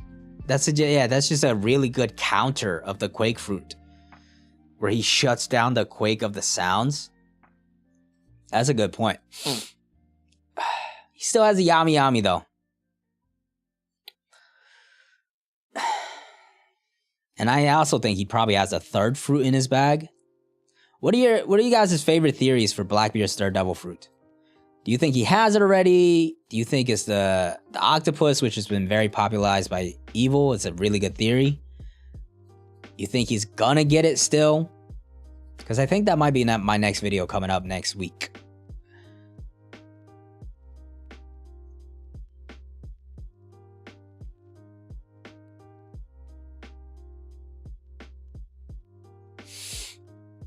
I mean, yeah, it's literally the OPOP fruit, right? Like the fruit is absolutely broken for sure.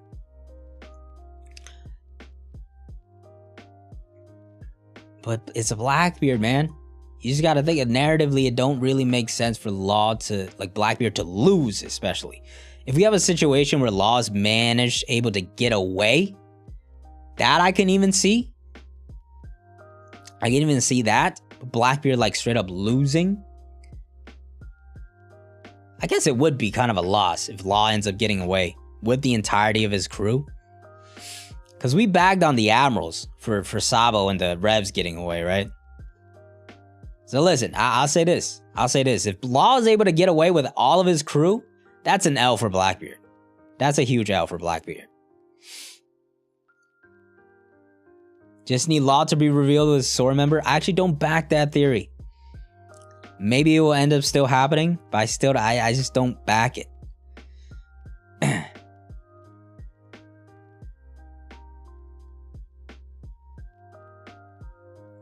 don't believe in the 3 devil fruits anymore. Even like in the most basic sense, I feel there's a satisfaction factor. If like, if he has a Paramecia and Logia and he just doesn't get the Zoan, it should be like, really? You couldn't give him a Zoan? And the fact that he has 3 heads and like three is like the number 3 is surrounding him so much. It has to. Like, I feel like it has to happen. Vegapunk is a revolutionary. That was my main takeaway from this chapter. Like, even as I was reading it the whole time.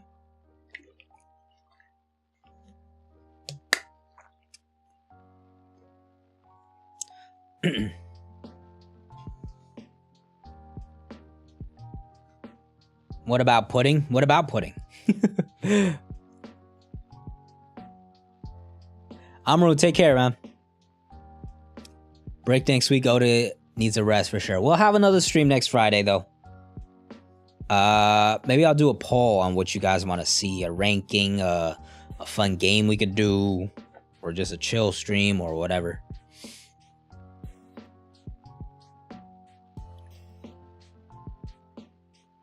Emu is going to be revealed as Spandon.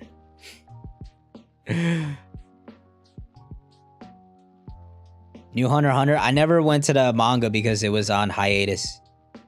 Until the manga actually finishes, I'm just gonna pretend the anime was the end. Like, I need to... Like, I cannot be in that where I catch up and it's just a... I don't know if it's ever gonna finish. Have I seen Blue Lock? I read a little bit of it. It was a fun little read. But not as, didn't hook me as much as like Aoishi, which I think is so good. Has potential to be one of the greatest sports manga ever. And that I'm reading every week when it drops. Not even every week. Whenever it drops, like every 10, 12 days. Kuma may be a Lunarian. That's certainly an option, man. Certainly an option.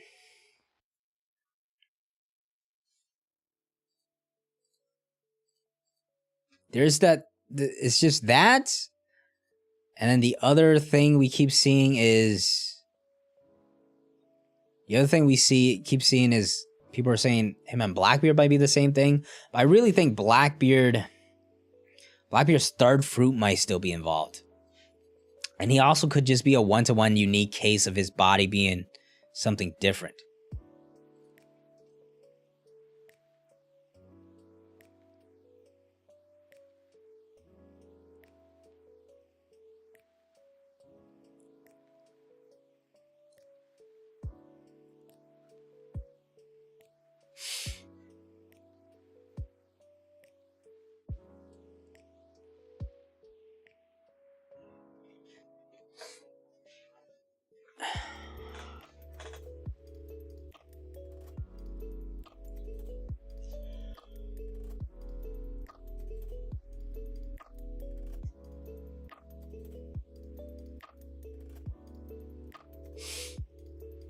I can't believe y'all been going on this long about this Boa and Law argument. Kuma is the third race, I think, because we already have Lunarians and Giants. It would be fun to get something new, right? The only thing that stops me is like Kaido's race of Oni. We just never got expansion on that. And that would be a race I feel like Big Mom doesn't have.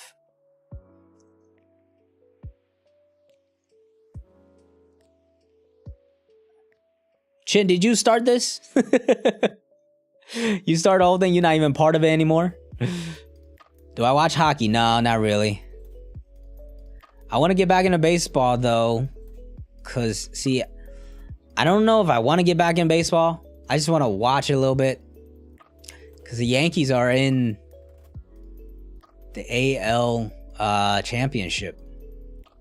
And, like, although I haven't watched baseball in a decade, baseball was the first sport that I watched, and I grew up a Yankees fan. I still remember going to a parade when they won back in, was it 07?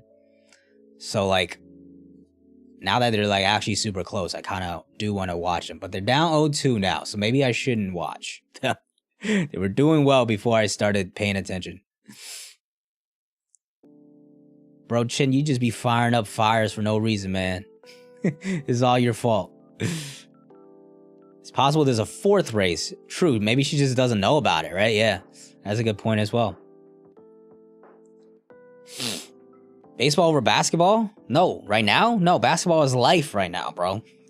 That is my number one sport. I barely watch football even, because the Chicago Bears just hurt my soul every time. I'm saying because the Yankees, my childhood team, are in close to championship, that's why I might start watching a couple of games. But no, basketball is my favorite sport right now by far. Soccer, I mean, it is in the world for sure. For sure it is in the world. I just could never get into it, you know, because it's just not big in the US, and I really need a team. I'm the type of person that like follows teams, you know. The Bears make me sick. They make me sick too, man. Like, it's just a quarterback graveyard. Streams, open up a Discord. Yeah, maybe we'll do that, and I'll involve a concept in it somehow. Maybe like a... Let me see what's on my stream list ideas that I just threw together. So we do rankings, like Straw Hat Fights, Marines, Villains. I would have to figure out how to make one of these. Play like a higher, lower type of game. Do a would you rather, and it could be a power scaling type of thing. We'll see, we'll see.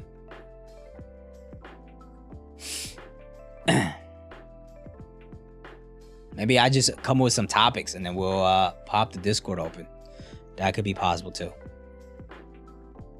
Soccer seems slow. UFC is the only sport. To each his own, man. Some people like UFC. Some people like boxing. Some people, a lot of the world like soccer. Some people like hockey. You know, when I went to college, one of my roommates was just the number one hockey fan in the world. You know? Some people really want 20 plus years. Crazy, man. Crazy. So they must be really soaking it in right now. NBA top one. For right now, it absolutely is. Because it's just so many individuals you could, like, vibe with, right? Like, Also, the league is so talented. Like, there's really only a few horrific teams. Even the younger teams like Orlando and Detroit, they're starting to get good. You know, there's just so much talent coming into the league right now.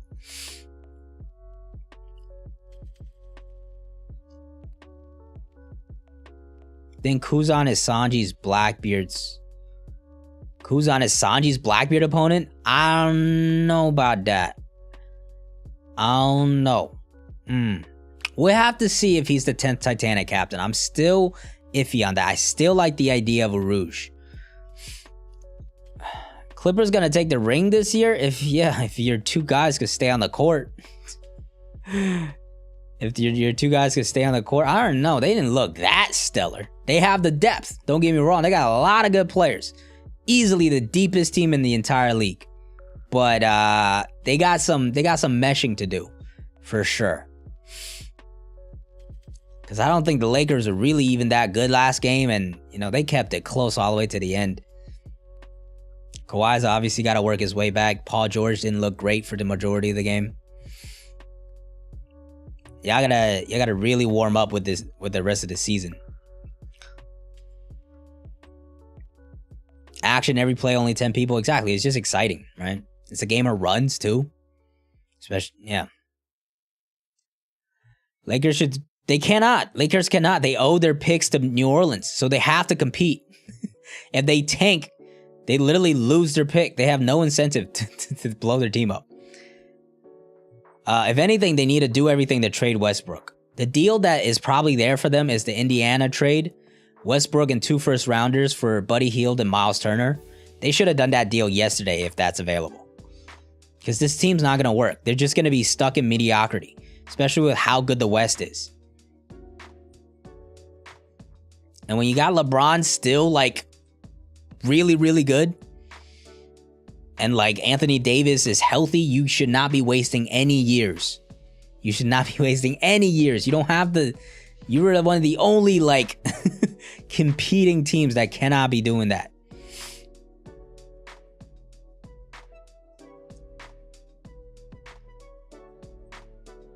Uruj low-key been my favorite non-Straw Hat Supernova. Always been going either doing him dirty or he's saving the best for last.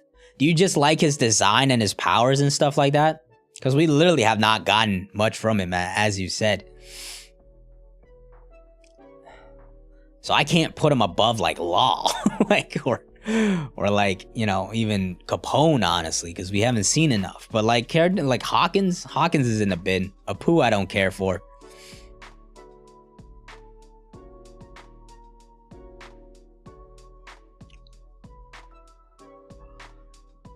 Tenth is not part of it because there's only 10 Straw Hats. That is a good point. That there's only 9 of them right now. That's actually, yeah, you know what? That actually backs the Kuzan is the 10th theory because he would ideally not get involved in the actual fight. That's a really good point. How did we get into Sweden versus Brazil? What the fuck? I swear I'm reading all the chats. Like, where did I even come from?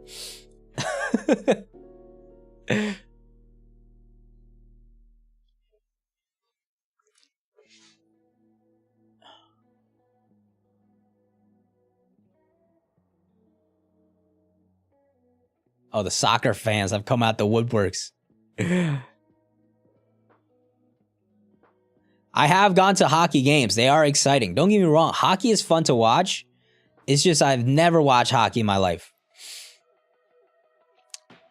I've never watched hockey in my life. Like, up until college was like one of the first times I started watching a couple of hockey games.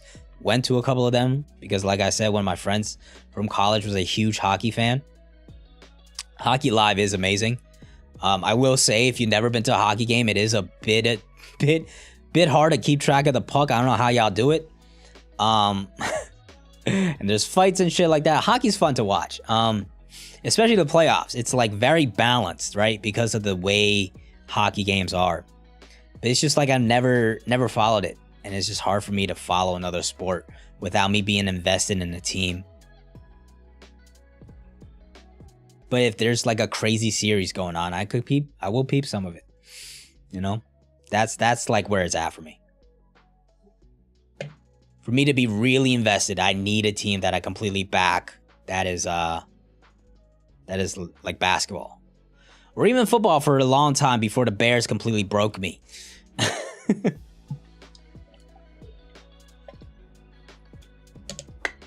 Because all I know is I'm just going to show up on Sunday for pain. It's like, why would I keep doing that for myself? I did it for like 7, 8, 10 years.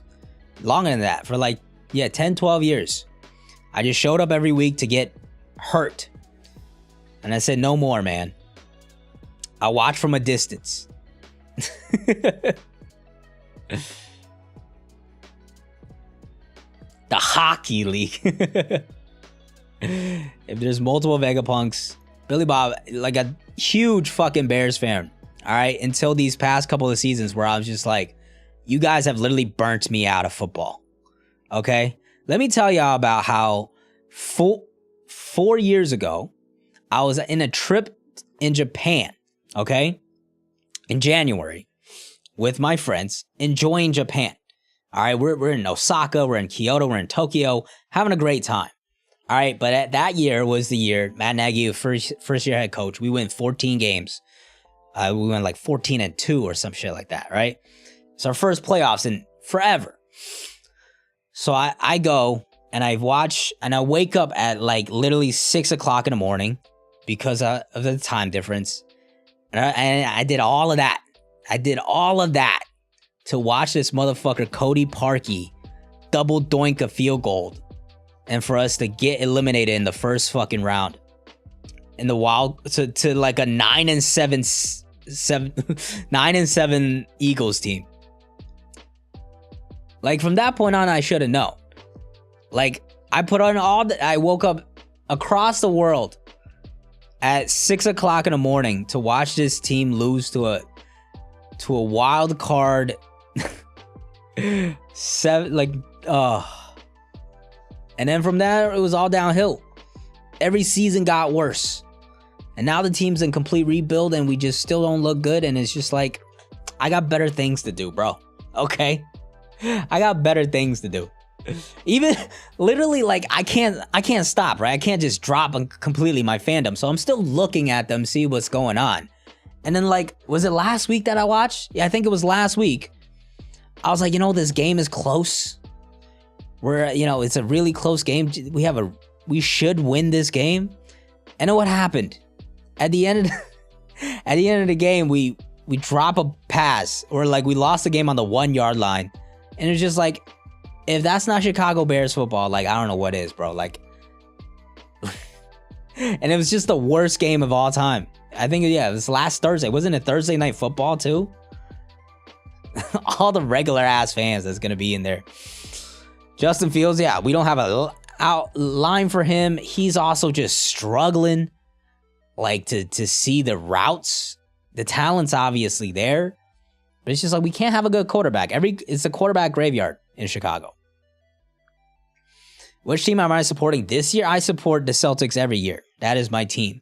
That's been my team ever since I picked them. Bears, Yankees, Celtics fan. I've talked about this a little bit before. So I was born in China. So I came to the States when I was 8 years old. So for me, there was really like no connection, right?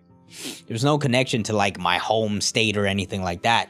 So the Yankees, like my stepdad grew up a Yankees fan. And plus I lived in Jersey. So that was the first sport I was introduced to. So, the Yankees became my team there. I just kind of stopped. I fell out of it because I didn't enjoy baseball as much over the years. Celtics became just a team I picked because it was the team I used a lot in NBA 08, the video game. And then that just became my team. And coincidentally, they were very good. And they won the championship that year. And from that, I was hooked. The Bears I picked, I should have known this was a bad sign. The first ever Super Bowl that I watched was the Bears versus Colts in 2004 or 5? That was the first Super Bowl that I watched. And obviously, like in my first Super Bowl, I'm like, let me pick a team who I think is going to win. All right. I knew nothing about football back then, right? So I was like, let me pick a team who I think is going to win. And I picked the Bears, and they lost. That should have been the hint. That should have been the hint to get the fuck out of there, bro. That should have been a hint, and I didn't take it. Instead, I was like, I'm a Bears fan now. And ever since then, it's been a decade of hurt. 08 Lakers better than the 08 Celtics? That's cap.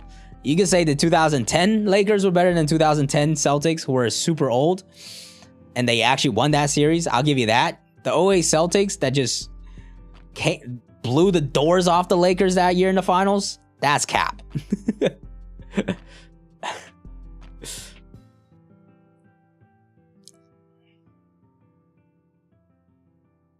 Just pick Real Madrid and just go for it. It's too late now, though, right?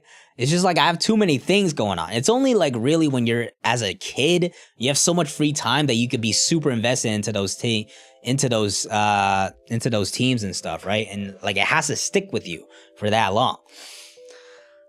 Not cap, y'all literally lost. Like, what do you want me to say? Like, in 6 games at that. Like, I'm not gonna be here if they're like Celtics were better than Warriors last year. They weren't. They lost, you know? Y'all lost. And there wasn't any injuries or any shit like that. You guys lost. Even with the 2010 Celtics, I'll say like the Lakers were better. But like even then, you could start making excuses and shit. Like Perkins was injured and shit like that. But I still think the Lakers were just better. But the 08, it was just straight up 2 teams played each other. And they lost. Rondo, Perkins, Garnett, Pierce, and Allen, and lost the finals. I mean, Perkins gets injured in game 6, so we didn't have him for the last 2 games. Garnett, Ray Allen was not Ray Allen anymore at that point, all right? We were the 4th seed that year in the Eastern Conference, so the fact that we even made the run all the way to the NBA Finals was crazy enough. But that was a devastating loss. I still remember Ron Artest hitting the 3-pointer in game 7 to really seal the game.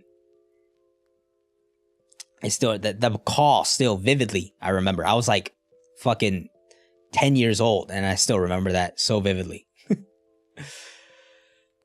If Simmons can make it, I should be in the league too. All right, come on, let's not bag on him that much. He had a horrific game though. Celtics are going back in the, if we are healthy, I think we could beat anybody. I think we have enough talent to beat anybody. Obviously, it's gonna be tough. The playoffs are a monster, where like sometimes people just go crazy, and that's all it takes. Opinion on LeBron winning a 5th ring? Not with this Lakers team.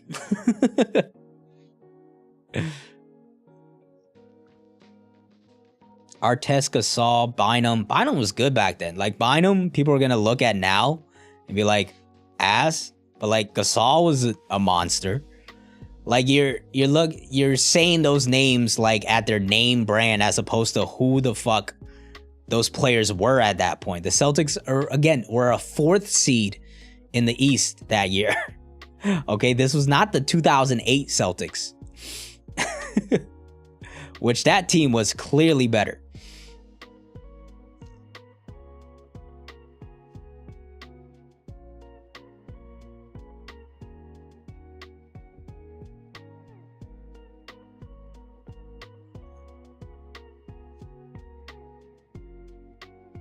Honestly, I thought, and the bench was better that year for the Lakers. Celtics really didn't have the Eddie Houses, they didn't have the PJ Browns and shit like that anymore. They didn't have those guys anymore.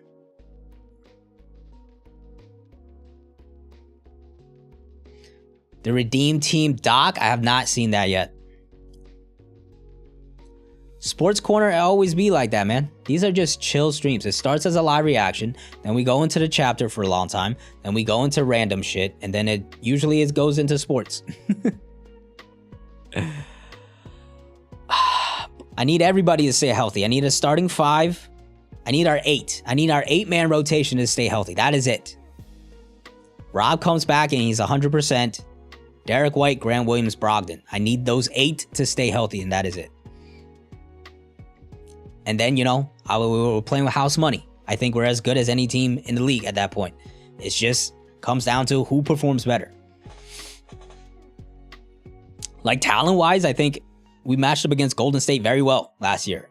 We had a 2-1 lead going at home with a lead all the way 5 minutes down in game 5. But Golden State was just a better, more poised team at that point, you know?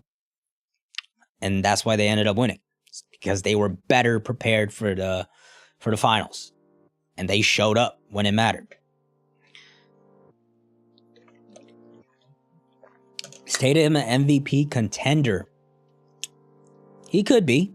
It's just a lot of good players, though. He will be in that conversation, though, if he keeps going. If he keeps growing and is consistent for the entire season. So far, what I'm noticing with him is like his ability to get to the rim definitely improved this offseason. So I'm excited to see that. T-Steel, that is so much cap. Like, that is like a box score. That's a box score watcher. That's you can't be exposing yourself like that, bro.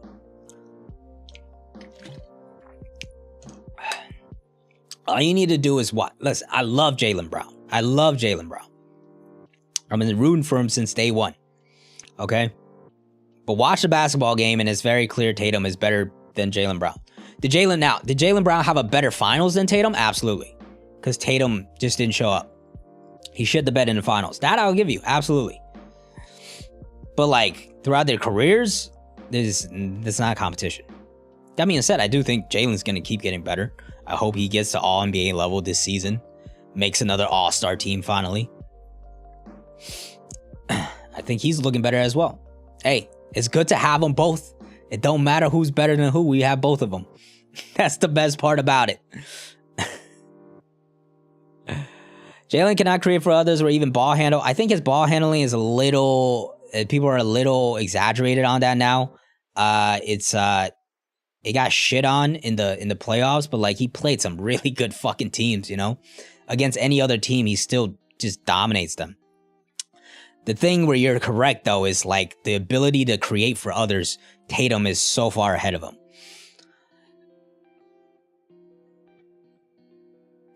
KD or Jaylen? Like, that was a tough one. Like, straight up, KD or Jaylen, KD. But like, if you wanted me to trade Jaylen, Derek White, and a couple of first-round picks, no, I'm keeping Jaylen. Oh, yeah. The Wembanyama kid is looking crazy, bro. I seen a couple of the games. He's going crazy. Embiid's looking whack to start the year, that's for sure. Guy's looking out of shape. The first 2 games, he shit the bed. Harden's looking like their best player right now. But I've always said this about Embiid, all right? Like, he's clearly incredibly talented, no doubt about that, right? Nobody's going to say Embiid's not good at basketball. On both sides of the floor, he has the physical tools to be incredibly dominant.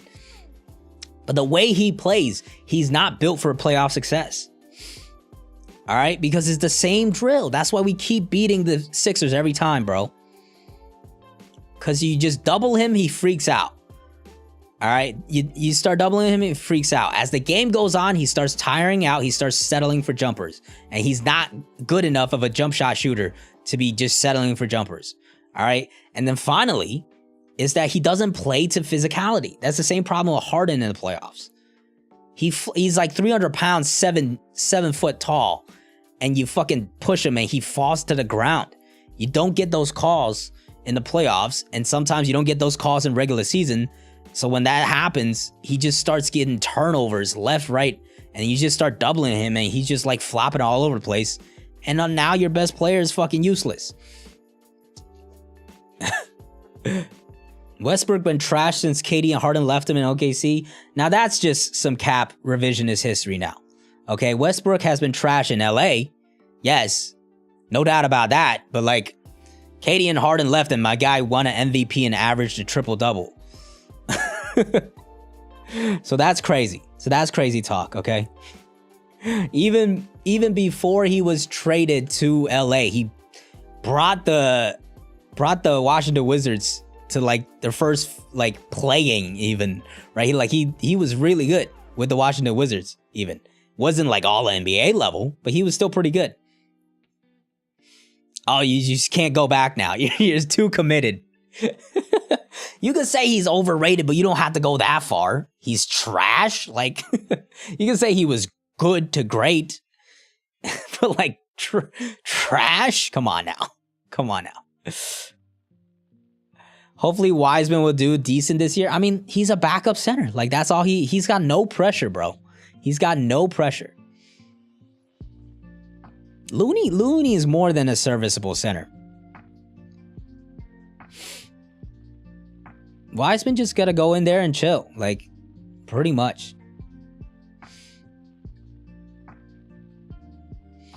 Really hope we get the old health Kawhi back. We'll see. You know, he still looks like Kawhi, but he's definitely going to be load managing the shit out of himself this season and working himself back.